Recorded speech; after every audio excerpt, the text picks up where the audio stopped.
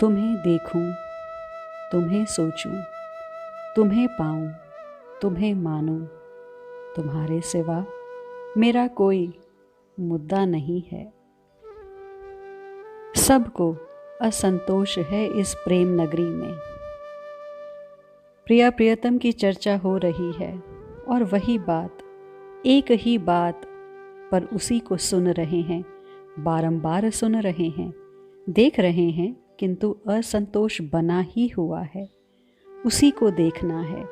अरे देख तो लिया, कितना और देखोगे ना? संतोष करना ही नहीं, संतोष होगा ही नहीं। प्रेम में कहाँ संतोष? यहाँ तो जितना देखो और देखने का मन करता है, जितना सुनो और सुनने का मन करता है। ऐसा ही तो व्यासदेव ने भी अपने गुरु देवऋषि नारद जी से कहा था कि मुझे संतोष नहीं है। सारे ग्रंथों को लिख डाला, लेकिन फिर भी कह रहे हैं मुझे संतोष नहीं है। और हंसते हैं नारद जी, कहते हैं असंतोष तुम्हें ही नहीं है, यहाँ सबको ही असंतोष है। यहाँ सब ही असंतोषी हैं, कोई भी तृप्त नहीं है। बस इसी असंतोष की गहराई में जाओ हे व्यासदेव। नारद जी प्रेम नगर का मार्ग दिखाने लगे थे। अपने असंतोष की गहराइयां नापो हे व्यासदेव। जाओ, उतरो गहरे। तुम जितने गहरे जाओगे, तुम्हें काला गहरा गड्ढा मिलेगा। डर लगेगा पहले, किंतु असंतोष को जानना आवश्यक है। नारद जी पता नहीं क्या पहेली बुझा रहे थे। हाँ, उसमें तुम्हें अनुभव होगा कि असंतोष तब तक बना रहेगा जब तक अपने आप से ना मिल लो। अपने आप से मिलने की तड़फ है ये, और कुछ नहीं। तो क्या अपने आप से मिलने पर ये असंतोष समाप्त हो जाएगा? व्यासदेव ने प्रश्न किया। नहीं व्यासदेव, नहीं। असंतोष तो कभी समाप्त होगा ही नहीं, किंतु धीरे धीरे तुम समझने लगोगे कि इस सृष्टि लीला के मूल में तो ब्रह्म का असंतोष ही है। तभी तो वो लीला कर रहा है अपने असंतोष को मिटाने के लिए।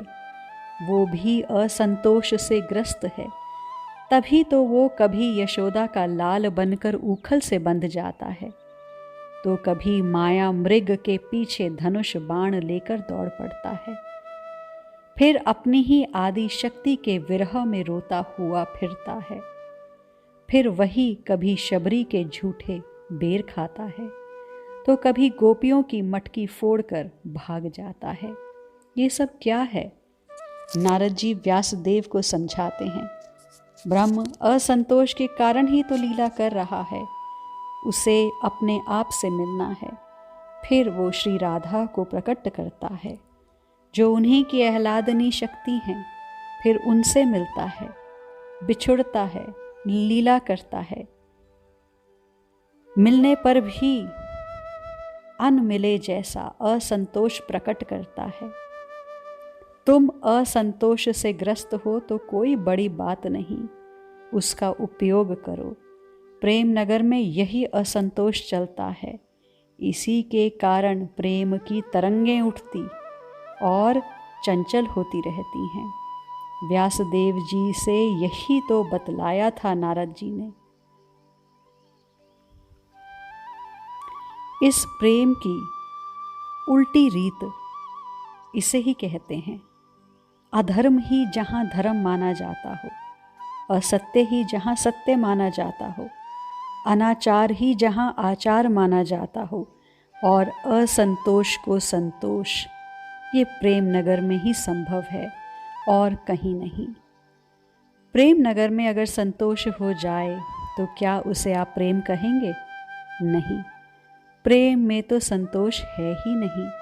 असंतोष के कारण ही प्रेम आगे बढ़ता बढ़ता जाता है। प्रियतम मुखचंद्र को निहार रहे हैं, पर भी क्या उन्हें तृप्ति मिलती है? अरब रात मिलवे को निसिदिन, मिले रहत मानो कबहू मिले ना। ये युगलवर प्रिया प्रियतम दिन रात मिले ही रहते हैं, कब से मिले हैं? तो आचार्य जन कहते हैं अरब रात, यानी कोई गिनती ही नहीं है। अनंत काल से श्री प्रियालाल मिल ही रहे हैं, फिर भी इनमें अतृप्ति इतनी है कि लगता है कि मिले ही नहीं। उनको देखने में अतृप्ति, उनको सुनने में अतृप्ति, जैसे कभी देखा ही नहीं, जैसे कभी सुना ही नहीं। श्रीमद् भागवत में लिखा है, भगवान की कथा भक्त को ऐसे सुननी चाहिए जैसे कोई कामुक व्यक्ति स्त्री की चर्चा को पूरे मन से सुनता है, फिर भी तृप्त नहीं होता। क्या लोभी धन संचय करने से तृप्त होता है? नहीं, उसका लालच बना रहता है और अभी और एकत्रित करता जाऊं, तो ये तृप्ति है नहीं, ये अतृप्ति आवश्यक है इस प्रेम नगर में। अच्छा, तैने उसको देखा क्या? अपनी सखी से पूछ रही है कोई प्रेयसी। हाँ देखा। सखी के मुख से ये सुनते ही उनका रोम रोम पुलकित हो उठा। अच्छा, उसने भी तुझे देखा क्या? हाँ, उसने भी देखा। कैसा लग रहा था वो? ये तीसरा प्रश्न। अच्छा लग रहा था। तुझे देखकर मुस्कुराया? हाँ, मुस्कुराया। कैसे मुस्कुराया? अब ये क्या प्रश्न हुआ? सखी ने झुंझलाकर कहा। नहीं, मैं ये पूछ रही हूँ कि पहचान के मुस्कुराया या? हाँ, पहचान के ही मुस्कुराया। उसकी मुस्कुराहट में मैं थी। मतलब? सखी ने उल्टा प्रश्न किया। नहीं, संकेत होता है ना कि वो कैसी है। ओह, ये तो उसकी सखी है, ऐसा कोई भाव? लंबी सांस लेकर उसकी सखी बोली, हाँ ऐसा ही कुछ। नहीं, बता ना, उसकी मुस्कुराहट में क्या था? कैसे मुस्कुरा रहा था? अब पूरी रात ऐसे ही प्रश्नों में बीत जाएगी, किंतु क्या उस प्रेयसी को इससे संतोष मिलेगा? प्रियतम की बात करके संतोष मिलेगा? क्या कभी प्रेमियों को संतोष मिलता है? नहीं। और असंतोष बढ़ेगा ही। ये प्रेम है ही ऐसा। प्रियतम के विषय में और सुनने की लालसा बढ़ती ही जाती है। ये असंतोष रहेगा, और जिस दिन ये नहीं रहा उस दिन प्रेम ही नहीं रहेगा। श्रीमद् भागवतम के आरंभ में ही, प्रथम स्कंद के प्रथम अध्याय में ही, जब शौनक ऋषि सूत गोस्वामी जी ने 6 प्रश्न करते हैं, बड़े उत्साह से प्रश्न करते हैं, प्रश्नों को स्पष्ट भी करते हैं, किंतु बाद में अपने हृदय की बात ऋषि बता देते हैं और बड़े प्रेम से बताते हैं। वो कहते हैं, मुझे आपका उत्तर नहीं चाहिए, आप क्या उत्तर देंगे वो मुझे पता है। सूत जी मुस्कुराते हुए कहते हैं, फिर क्यों पूछ रहे हो? तब ऋषि शौनक कहते हैं, प्यारे श्री कृष्ण की कथा सुनने के लिए। ये कहते हुए उनके नेत्र सजल हो उठते हैं। कथा भी तो सुनी होगी पहले। ये बात जब सूत जी अपने श्रोता शौनक ऋषि से पूछते हैं, तब कुछ देर के लिए ऋषि शौनक मौन हो जाते हैं। उन्हें रोमांच हो उठता है। कुछ देर के लिए श्री कृष्ण उनकी दृष्टि के सामने प्रकट हो जाते हैं। तब बोलते हैं ऋषि शौनक, मुझे तृप्ति नहीं मिल रही है सूत जी। वयम तू न वृत्तपयाम उत्तम श्लोक विक्रमे। मैंने कितनी बार उन श्री कृष्ण की कथा सुन ली है, फिर भी आज मुझे असंतोष है। इसका कारण जानते हो? इसका कारण है श्री कृष्ण कथा में मात्र रस ही रस है, और रस उसे कहते हैं जिससे कभी तृप्ति ना मिले। इसलिए मुझे श्री कृष्ण की चर्चा ने सदैव असंतोषी ही बना रखा है। हे सूत जी, मैं क्या करूं?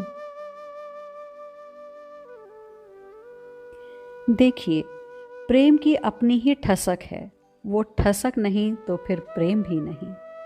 प्रेम दीनहीन नहीं है, प्रेम भिखारी भी नहीं है। प्रेम तो दाता है। प्रेम ने तो नित्य दिया है, और सर्वस्व अर्पण करके वो अपनी ठसक दिखाता है। इसी को यहाँ अविनय कहा है। इसी अविनय को इस प्रेम नगर में विनय माना जाता है। कन्हैया छोड़ो, मैं मारूंगी, ये हर प्रेम में सनी गोपी ब्रज में कहती है, और ये तब कहती है जब उसका प्रेम प्रगाढ़ हो उठता है। उस अवस्था में वो ये कहती ही नहीं, करती भी है। कन्हैया को रुला दिया उस गोपी ने। छेड़ भी रहे थे ये, उधम भी बहुत कर रहे थे। मैंने तेरी मटकी का माखन खाया क्या? बोल। आ गए अकेले हाथ में लकुटिया लेकर। अरे ये क्या बात थी, इतनी अकड़? नहीं खाया तैने माखन, पर तू अकड़ क्यों रहा है? गोपी को भी क्रोध आ गया था। फिर तैने मेरी 2 गेंद क्यों चुराई? गोपी ने कहा, पर मैंने कहाँ चुराई। जब कन्हैया थोड़ा सा कुटिल मुस्कुराए तो गोपी ने कन्हैया के ही हाथ से लकुटिया छीन उन्हीं को मारने के लिए दौड़ी। फिर कन्हैया हंसते हुए दूर भाग गए थे। ये अविनय ही इस प्रेम नगर का विनय है। आज एक नई बहू आई है नंदगांव में, तो उसकी सास प्रभावती ब्रज रानी यशोदा रानी के यहाँ लेकर आई, दिखाने के लिए लेकर आई कि हे रानी, ये मेरी बहू है, आप आशीष दो। तब कन्हैया के सामने सूचना गई कि प्रभावती अपनी सुंदर बहू को लेकर मैया यशोदा के पास जा रही है। ये सुनते ही कन्हैया दौड़े अपने घर की ओर। प्रभावती पहुंच गई थी। उसकी बहू ने लंबा घूंघट काढ़ा हुआ था। हाँ, उसके पांव दिखाई दे रहे थे जो बहुत गोरे थे। तो कन्हैया समझ गए कि ये सुंदर है, गोरी है। खुश हो गए। प्रभावती, ओ प्रभावती, तेरी बहू है क्या? कन्हैया साड़ी का पल्लू खींच कर पूछ रहे हैं। प्रभावती धीरे से कहती है, चुप रहे ना, कितना बोलता है। चल बहू, ये है हमारी ब्रज की रानी, ब्रजेश्वरी यशोदा। वैसे बहुत बड़ी नहीं है आयु में, पर सब इनको मैया ही कहते हैं। किंतु कन्हैया को बहुत अच्छा लगा इस नई बहू का आना। कन्हैया ताली बजाकर हंस रहे हैं। प्रभावती अपनी बहू से मिला, मीठा खा और अपने घर को जा। बेचारी बहू क्या सोचती होगी, तेरी जैसी सास मिली है। उसी समय बहू झुकी, मैया के पांव दबाने लगी। अरे रुक, मैया ने रोहिणी माता से कुछ हार मंगवाए। रोहिणी माता लेकर आई। मैया, मुँह देखना, देखना कैसी है ये गोपी, कन्हैया मैया को कह रहे थे। सबसे जल्दी तो इन्हीं को है बहू को देखने की। तभी मैया ने घूंघट उठाया और जैसे ही बहू को देखा, वाह, कन्हैया ही पहले बोल दिए और प्रभावती का संकेत करके कहा, बहुत सुंदर है तेरी बहू तो। प्रभावती ने कहा, हट, नजर ना लगा। ये और कह दिया, अरे नजर तो मेरी नहीं, तेरो छोरा लगावेगो, हम कहाँ नजर लगावेंगे। नई बहू हंस रही है कन्हैया की बातों को सुनकर। प्रभावती समझ गई ये कन्हैया तो जार शिरोमणि है। वो तुरंत बोली, बहू अब चल। ब्रजरानी बोली, रुक, मुंह दिखाई तो ले। सुंदर हार अपने हाथों से पहनाया। बहू ने ब्रजरानी के पांव दबाए। फिर रोहिणी माता ने भी एक सुंदर मोतियों का हार दिया। अब तो आसपास की सभी महिलाएं इकट्ठी हो गई थी। वो बहू सबके पांव छू रही थी। छूने ही पड़ते हैं। कन्हैया हर महिला के पास जाकर खड़े होते हैं और उस सुंदर सी बहू को बड़े प्यार से देखते हैं। अब बहू भी मुग्ध हो गई है कन्हैया के प्रति। ऐसा कौन है जो इनको देखे और मुग्ध ना हो। वो नज़र बचाकर देख रही है कन्हैया को बार बार। कन्हैया भी उसी को देख रहे हैं बार बार। कह रहे हैं, बहुत सुंदर है, बहुत सुंदर है। अब इस बेचारी बहू को और क्या चाहिए। इसका प्रेम तो हो गया कन्हैया से। अब प्रेम होने में कुछ लगता थोड़े ही है, बस दिल लगता है और हो जाता है प्रेम। बहू का दिल आ गया कन्हैया पर। अब सबके पांव छू लिए थे उस सुंदर नई बहू ने। और उसकी सास बोली, अब चलो घर। किंतु कन्हैया बोल उठे, उस बहू के पास ही थे, बोले, अरे सबके पाँवों को छू लिया, अब मेरे भी तो छू। प्रभावती कन्हैया को फिर धीरे से बोली, हट, और बहू को लेकर चल दी। किंतु कन्हैया भी ऐसे कहाँ जाने देते। फिर बोले, मेरे पाँव को तो छू, और भागे हुए उसके पास पहुँचे। किंतु ये क्या, जाते जाते उस बहू ने भी कन्हैया के कोमल गालों को पकड़कर नोच दिया। सब हंसे, किंतु कन्हैया, अच्छा अब तू नहीं बचेगी। प्रभावती ने जैसे ही ये सुना, वो जानती है, वो बोली, ए बहू, इससे मत उलझ। प्रभावती, अब तो तेरी बहू उलझ गई है। कान्हा बोले। बहू ने घूंघट को आधा खोला, नयन मटकाते बोली, आओ लाला जी, मैं भी बताऊंगी। कन्हैया ये देखकर उछल पड़े थे। उनके हृदय में आनंद सिंधु लहरा रहा था। बहू ने तो अविनय द्वारा कन्हैया की विनय अभ्यर्थना कर ही दी थी। अब इस रस शेखर को और क्या चाहिए। प्रेम नगर में अविनय ही विनय है, ये बात याद रहे। जो अपना होगा, जो हृदय में बसा होगा, उसको हाथ भी नहीं जोड़ा जाता। क्या हाथ जोड़ना, अरे उसकी ओर अच्छे से देखा भी नहीं जाता। अपना तो हृदय में बसा है, वो वही तो है जो है, उसके सिवा जीवन में और कौन है। ये पाँव छूने वाले, ये प्रणाम करने वाले अपने नहीं हैं। अपना तो वो है जो हर सांस सांस में मीठी याद दिलाता रहता है। प्रणाम स्तुति कौन करे, प्रणाम वंदना कौन करे, यहाँ दम दम में होती है पूजा, सिर झुकाने की फुर्सत नहीं है। प्रियतम से क्या विनय, उनसे कुछ छुपा है क्या? सब कुछ तो उघाड़ दिया है उनके सामने, फिर अब क्या विनय का ढोंग। वहाँ तो अविनय, वहाँ तो औरों से बातें हो रही हैं।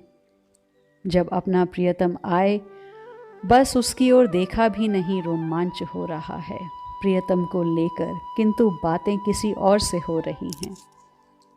अरे तुम्हारा प्रियतम आया है, उससे बोलो, कुछ तो बात करो। नहीं, अविनय, कोई विनय का दंभ नहीं है। ये प्रेम नगर है, यहाँ तो कुछ और ही है।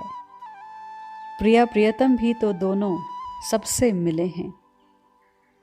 आज उत्सव है, महोत्सव है, सबसे हंसते हुए बातें किए, किंतु ये सब तो दिखावा है। नयनों में रूखापन है।